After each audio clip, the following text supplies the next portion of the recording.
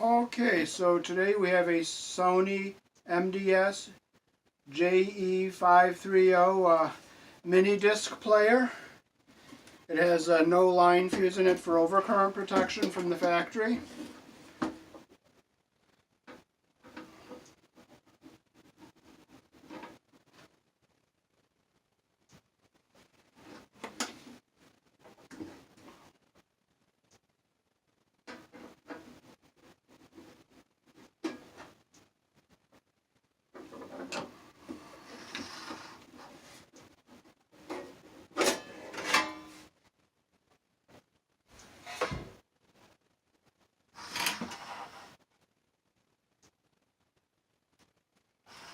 So first we have to get this little clip unplugged here, unplug the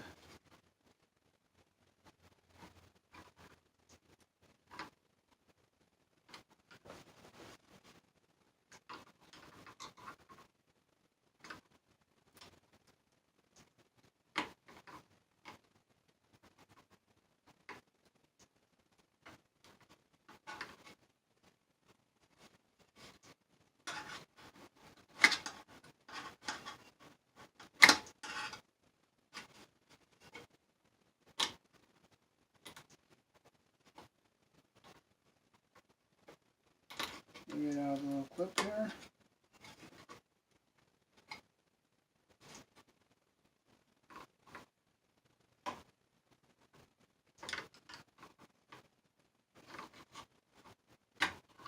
Pull this up and out.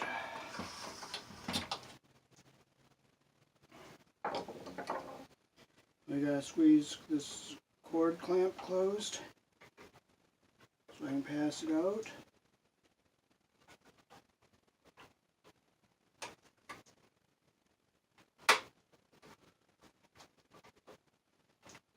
Get it out.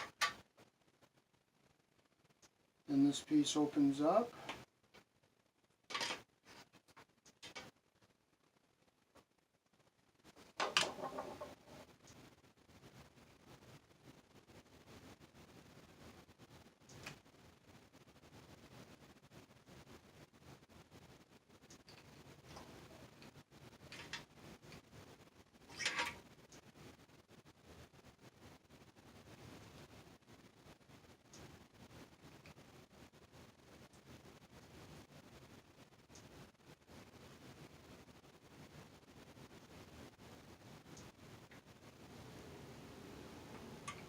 On this side.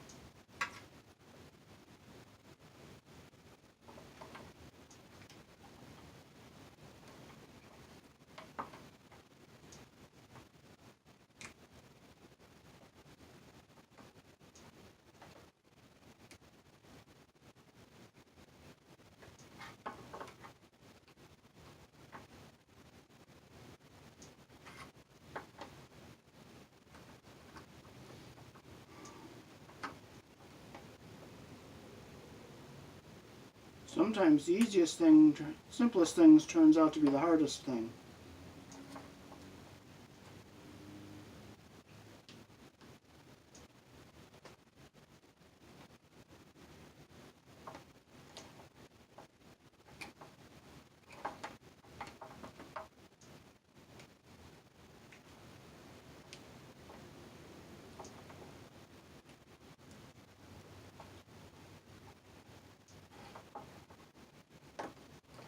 There, it opened. So, let's see how that went in there. Oh, okay, it just clamps in like that and squeezes closed. So it's not a very difficult thing to figure back out again.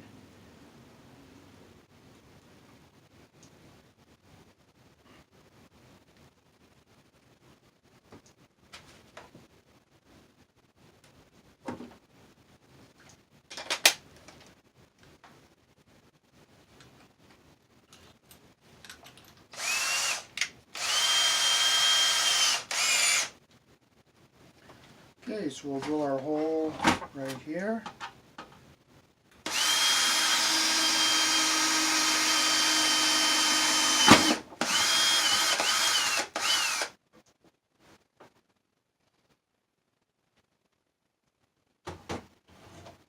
Okay, we'll take a bigger bit just to get rid of the burrs there.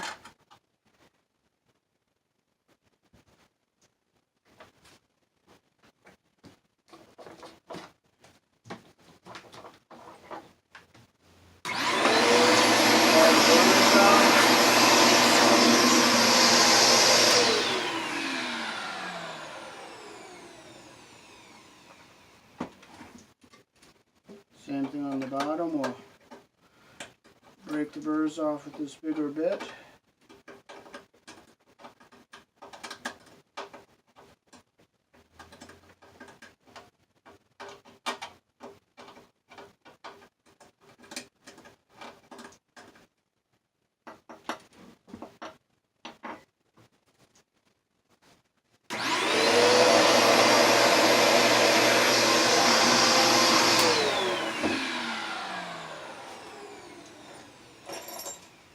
There's a bigger burr up here, so I have to use a bigger bit to get that one. There we go, we got it.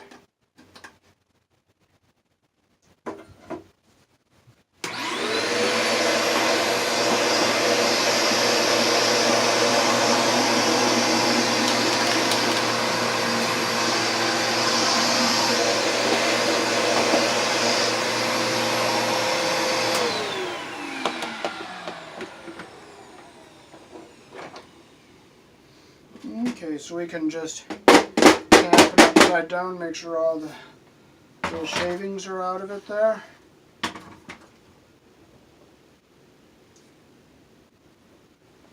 We'll take our cord and we'll cut it back a little bit here.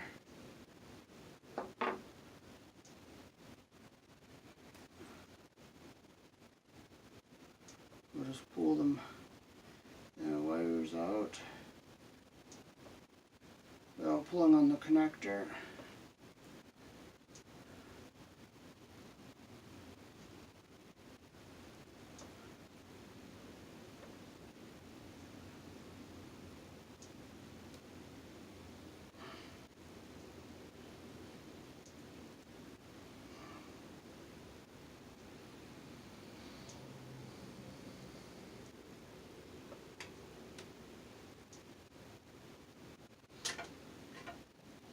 And the same with the white.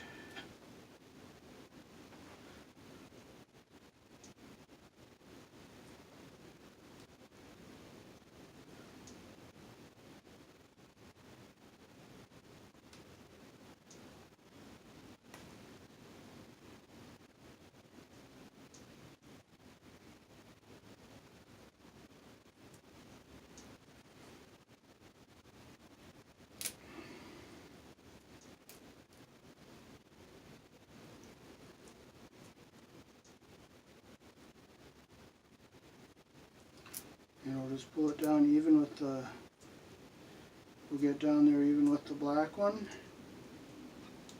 And we'll cut this jacket off.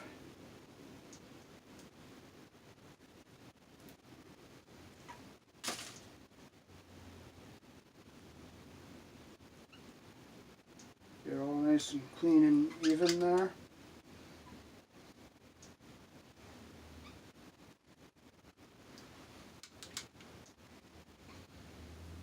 Okay, so now we'll have enough wire to go to our fuse block and come back. Okay, so now we can put our strain relief back on the cord here. Okay, so I'm going to bring a little bit of the cord in.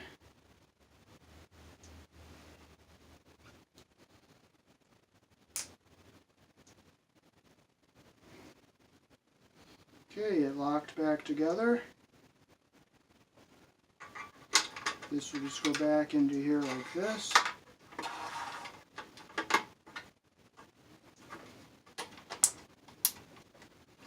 Okay, so this will plug in back up onto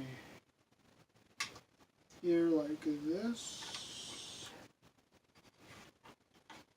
I'm not going to plug it in all the way, so I'm going to just get it set up for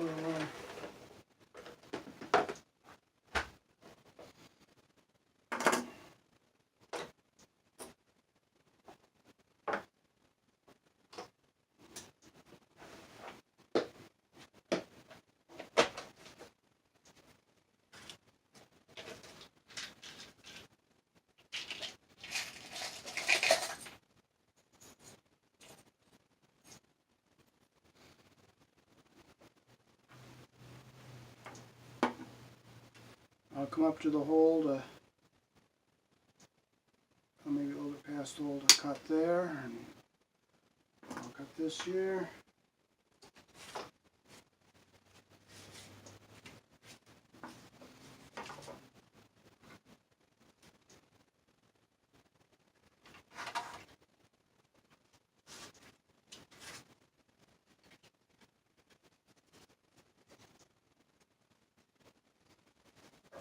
I'm going to cut the end of the sandpaper off because we've used it before and it's kind of worn down.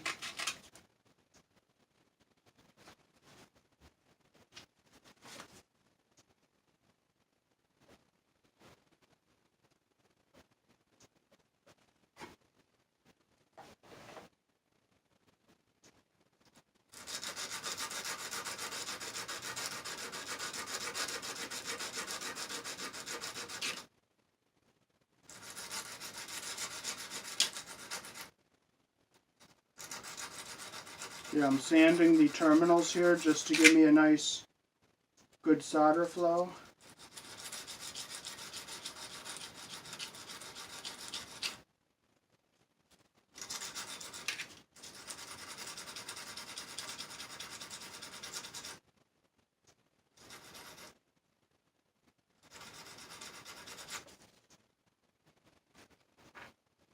We're going to use rosin flux here.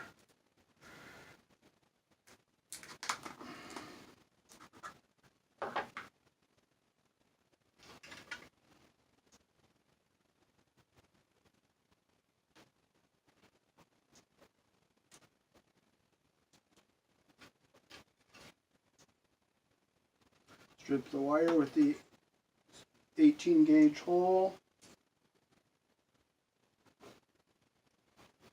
I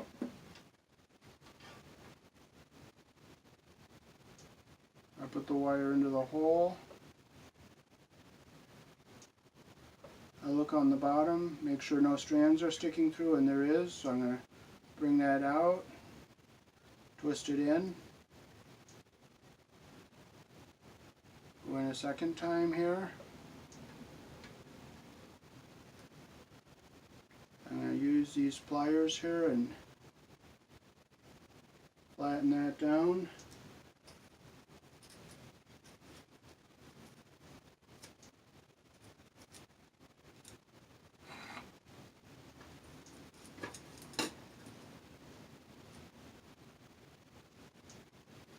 Okay, I dipped that in the flux. I'm going to put some flux here on the terminal, on the top and on the bottom. Put some solder on my iron.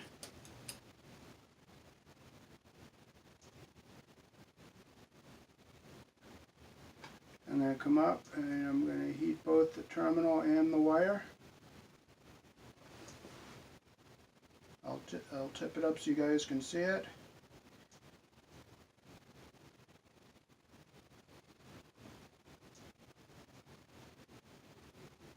I'm going to cool my hand a little bit. Okay, that's a nice good solder joint.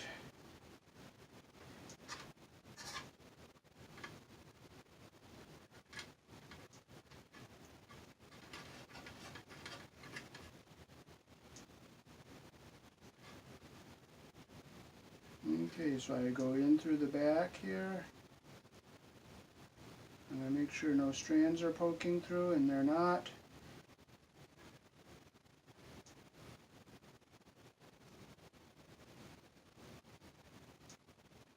I'm going to use these pliers again here, nice wide ones.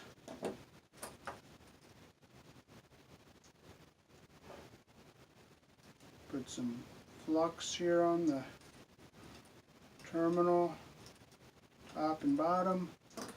Put some solder on my iron. I'm going to heat the terminal and the wire. I'll go underneath there and get some.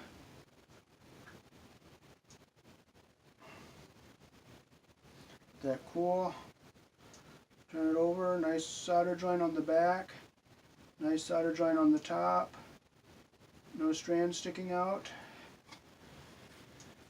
Okay, now we got to use this PVC divider here to isolate this chassis from the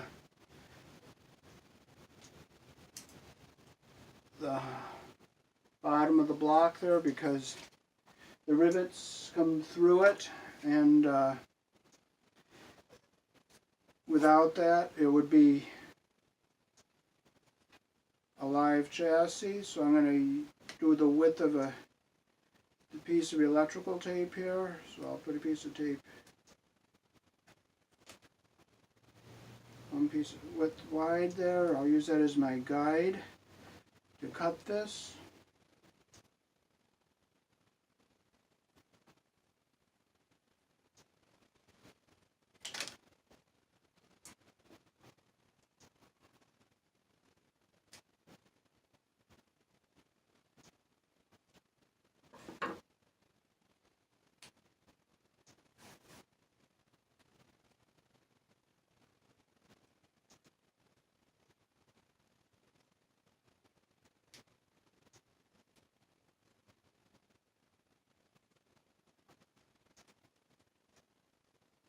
Well, when it screws up, sometimes it's just easier to start from ground zero and start right from scratch.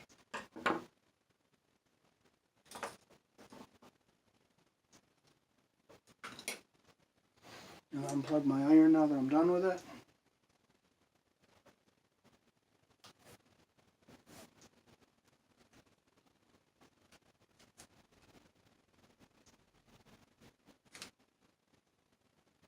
Yeah, I'm going to put 3 layers of electrical tape on this here.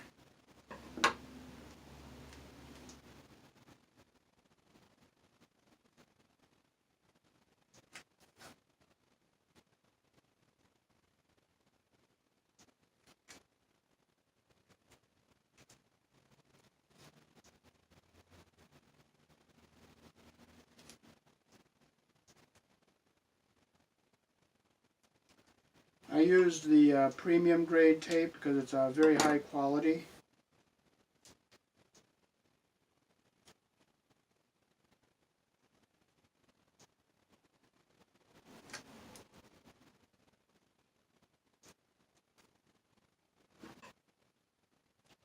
There we go. And now I can cut the excess off.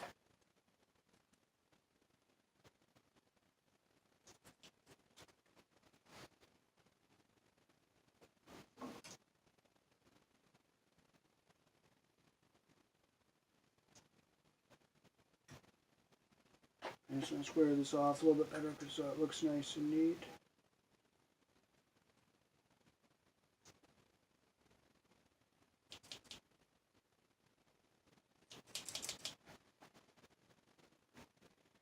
Okay, so now I can put my hole here in the middle.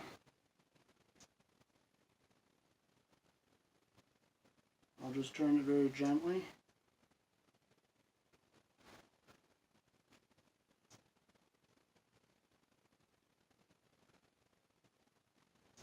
And I'll cut it off here on the other side.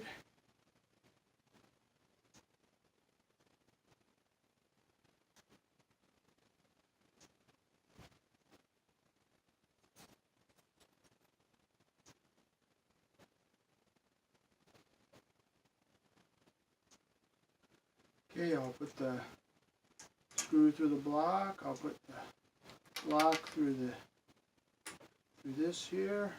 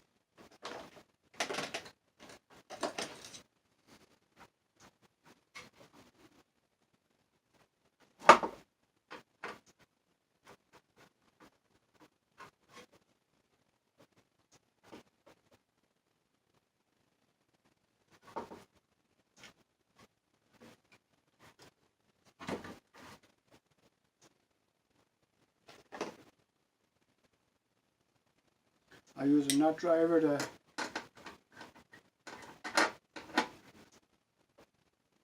tighten this up from the bottom.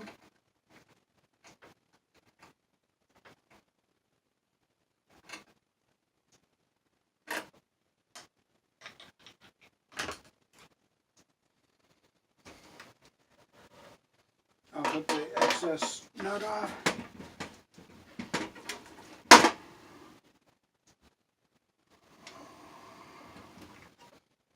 Okay, now I can lock this back down into place, and we can zip tie our wires together here.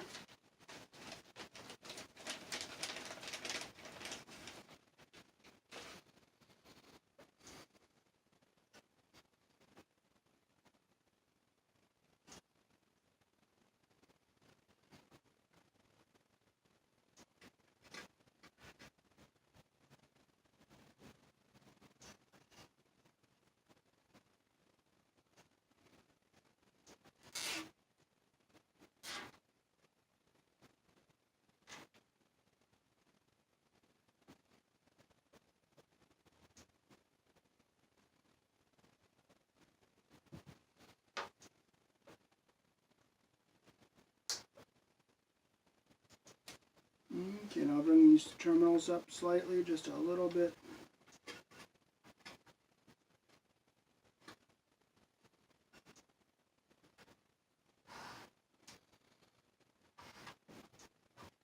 Okay, I'll flip this over and I'll put some Loctite on this here.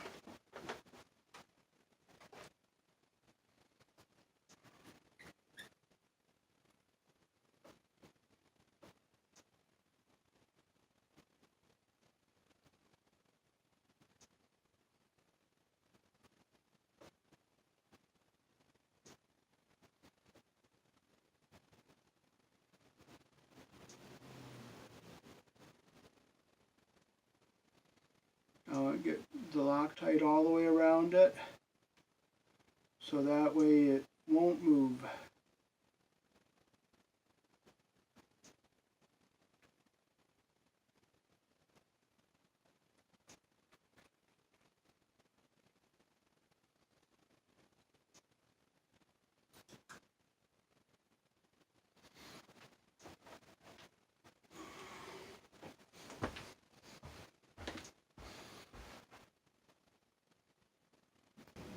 So here's why I put the fuse in. See the typical house fuse? See how large that filament is there? And see how small the filament is inside of this fuse that I'm putting in the unit? If the rectifier diodes in the power supply goes bad, it can heat up the transformer, and then it will start drawing a lot of current and possibly melt the cord and start a fire in the house. But with this fuse here, this filament will blow much before this will.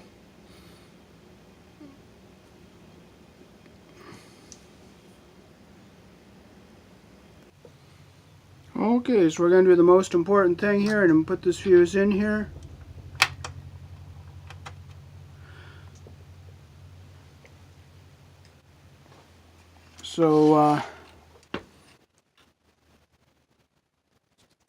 So here's the rectifier diodes in the power supply. So if one of those goes bad in a shorting condition, it will overheat this power transformer. Then that will cause draw on the line cord. And without this fuse here, it will be all at the mercy of the 20 amp circuit breaker in the house, or the 20 amp fuse.